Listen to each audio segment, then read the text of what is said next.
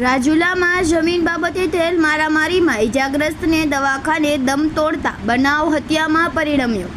અમરેલી તાબાના રાજુલા ગામે ગત તારીખ 1ના રોજ જમીન વિવાદમાં મહેબૂબભાઈ હકીમભાઈ જોખિયા નામના યુવકને જમીન વિવાદમાં જાફરભાઈ તેમજ યુસુફભાઈ તેમજ એક અજાણ્યા ઈસમે મામલતદાર ઓફિસ નજીક પ્રથમ ગાડી ભટકાડી અને ત્યારબાદ લોખંડના પાઇપ વડે માર મારતા ગંભીર હાલતે ભાવનગર સિટી હોસ્પિટલ ખસેડવામાં આવ્યા હતા। આજરોજ ઇજાગ્રસ્તનું મોત નિપજતા બનાવ હત્યામાં પરિણમ્યો હતો।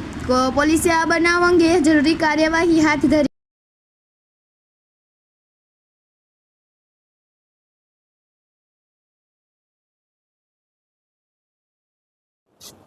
મારું નામ હકીમભાઈ કઈ જગ્યાએ શું બનાવ રાજુલા રહીએ છીએ। એ તારીખે ગયો તો સમજા કે મામલતદારના ઓફિસ પણ 3 જણા ટી લઈને પેલા મોટર ભટકાવી ને પાડી દીધા। ટી મારી ટી મીડિયા મારું શું નામ મારી મહેબૂબભાઈ શું બાબતમાં બાધા જમીન બારમ કેટલા જણા 3 જણા શું નામ યુસુફભાઈ અને એક જાફરભાઈ અને ઓલું નામ એકનું ન થયું છોકરો થાય।